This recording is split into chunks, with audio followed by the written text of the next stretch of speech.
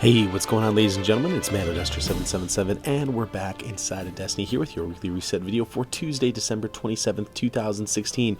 I hope you all enjoyed your holiday break or are enjoying it as we speak.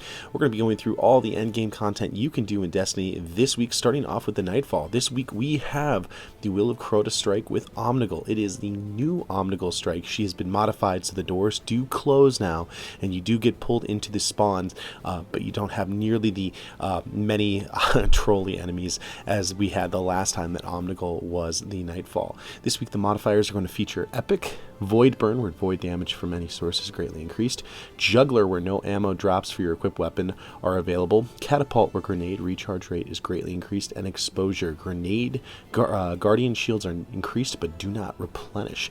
So this is going to be great for your Warlock, especially if you've got scatter grenades. Make sure that you're using any kind of a void class where you can take advantage of those catapult grenades.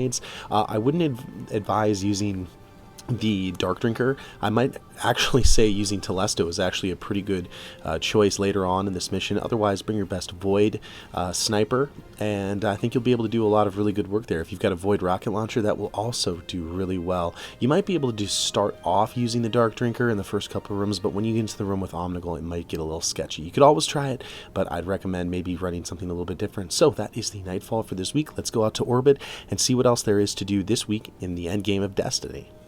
So we are here at the Director. We're going to go through everything that you can do here, and then we're going to go through bounties, artifacts, and things like that. So we've already talked about the weekly Nightfall strike. That will net you 1 skeleton key.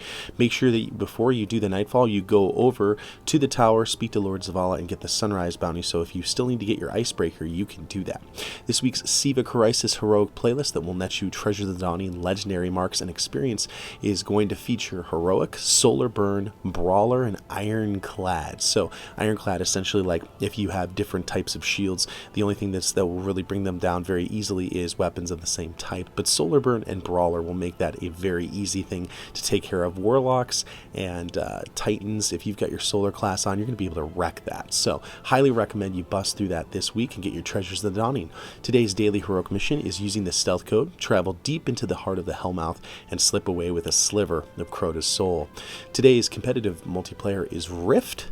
And of course, we've still got Sparrow Racing League, and if you do your first Crucible PvP, weekly Crucible of the week, you'll be able to pick up your Radiant Treasure Package. The other PvP weekly events are going to be featured here in the Director. We've got Inferno Supremacy, and we also have Salvage. So either of those or your SRL bounties will actually get through there, so make sure you pick those up, get your Radiant Treasure Packages, because Radiant Treasure Packages will actually also drop some of the Treasures of the Dawning packages. I actually had a Thorn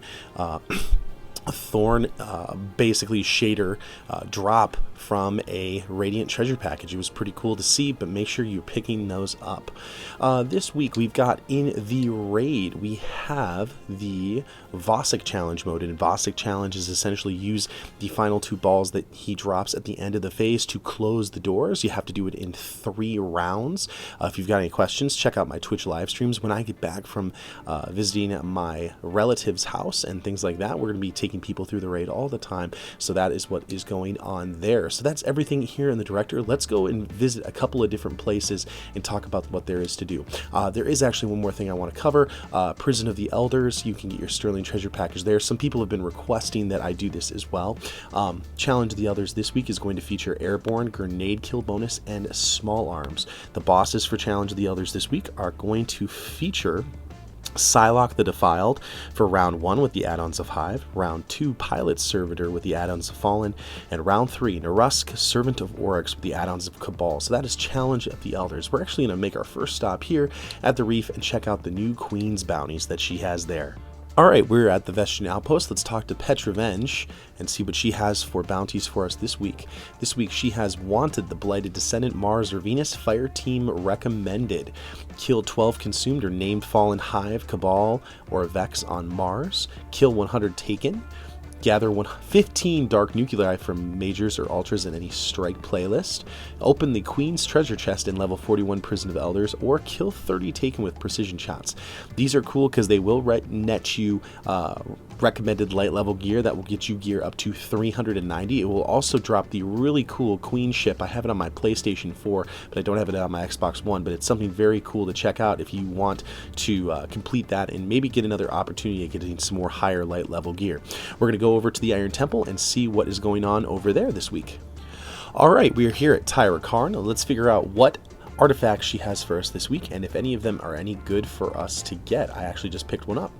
This week, the artifacts are Memory of Tamir, where melee attacks on minor minions of the darkness have the chance to temporarily turn the target against its allies.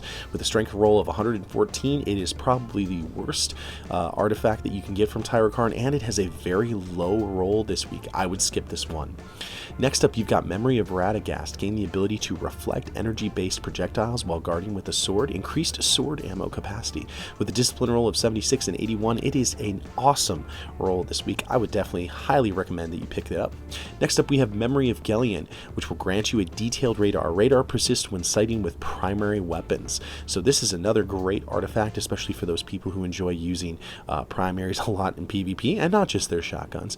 But the roll on it, not so good. So I might recommend that you get your Memory of Radagast if you need to get it, and if you absolutely need to, get your Memory of Gellion so you can at least attune it. You can see that I have to attune my artifact over here, but skip the Memory of Tamir this week. Let's go down over to Shiro 4 and see what's going on with the Hunter Vanguard, as well as what's going on with Archon's Forge and all the bounties over there. We have, in order, we have Kill Fallen Majors and Ultras. That's a very good one, especially if you're going to do the raid. Complete Dregs encounters in the Archon's Forge. Complete Captain encounters in the Archon's Forge. And complete Servitor encounters in the Archon's Forge. So if you need to boost up any of your Vanguard reputation, this is a great place to do it. If you want to go spend some time, maybe for like a Saladin's Vigil fusion rifle or something like that. We're going to be heading over to the tower and ending our daily reset video and weekly reset video there. Alright, we're over at Lord Shaxx, and we're going to see what the Crucible weekly PvP bounty is this week.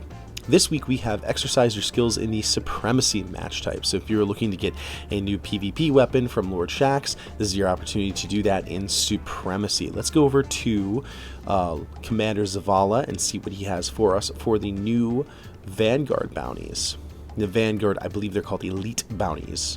So, you strike Elite Bounties. We've got Earn Gold Tier Achieved, Silver Tier Achieved, or Bronze Tier Achieved medals. You get 9 of those, and you'll get a Legendary Weapon, which is some of the newer weapons, newer Legendary armor pieces you can get in the game, which is pretty cool. You can get some new armor sets that way. We've got the Sunrise Bounty, Earn a Gold Tier Achieved medal in the Nightfall before the time expires, so that's about a half hour.